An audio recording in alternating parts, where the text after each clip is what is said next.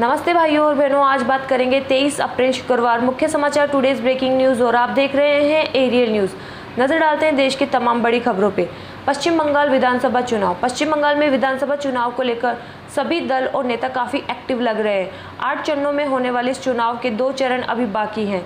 उसके लिए चुनाव प्रचार जारी है। चुनावी रैलियों में नेता जहां एक दूसरे पर लगातार हमले बोल रहे हैं, वहीं इन सबके बीच कुछ ऐसे लीडर भी हैं जो राजनीतिक सद्भावना का उदाहरण पेश कर रहे हैं। इन्हीं में एक नाम सीपीएम नेता तन्मय भट्टाचार्य का है। और इसी के साथ बात करेंगे दिल्ली कोरोना महामारी। दिल्ली हाईकोर्ट में गुरुवार को राष्ट्रीय राजधानी में कोरोना संकट पर सुनवाई हुई है। इस दौरान कोर्ट ने केंद्र को निर्देश दिया कि दिल्ली के लिए प्राणवायु ऑक्सीजन की बिना किसी बाधा के सप्लाई सुनिश्चित की जाएगी। सुनवाई के दौरान कोर्ट में पूर्वी दिल्ली से बीजेपी सांसद और पूर्व क्रिकेटर गौतम गंभीर का भी जिक्र आया है। दिल्ली सरकार के वकील ने कहा कि एक नेता ईस्ट दिल्ली में फेबीफ्लू मुफ्त में बांट रहे हैं। किसी को ज़रूरत की दवा नहीं मिल रही और कोई मुफ्त में बांट रहा है। भले ही यह सही काम है, लेकिन यह तरीका सही नहीं है। और इसी के साथ बात करेंगे भारत में कोरोना वायरस के एक नए वेरिएंट। भारत में कोरोना वायरस के एक नए स्वरूप का पता लगा है जो तेजी से फैल सकता है और मानव शरीर की प्रतिरोधक क्षमता यानी इम्यूनिटी से बच निकलने में सक्षम है।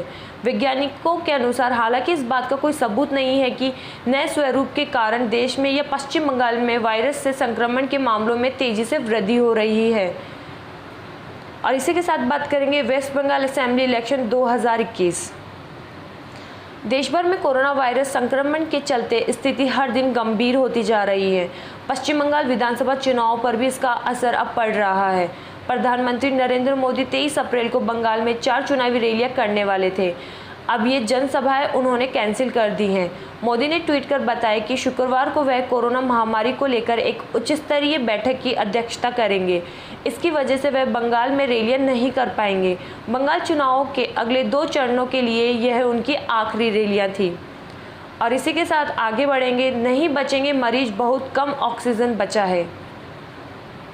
राजधानी दिल्ली में कोरोना को लेकर बहुत बुरे हालात है। इसका अंदाजा आप लगा भी नहीं सकते।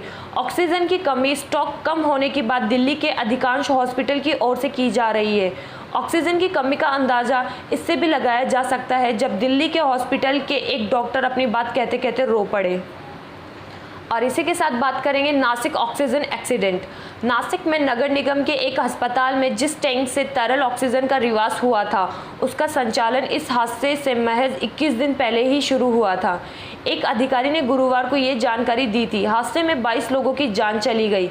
ये घटना बुधवार को दोपहर में हुई जब डॉक्टर जाकिर हुसैन अस्पताल के मुख्य स्टोरेज टैंक में गड़बड़ी की वजह से ऑक्सीजन की सप्लाई रुक गई। इस वजह से वेंटिलेटर और ऑक्सीजन सहायक पर रखे गए मरीजों का दम घुट गया।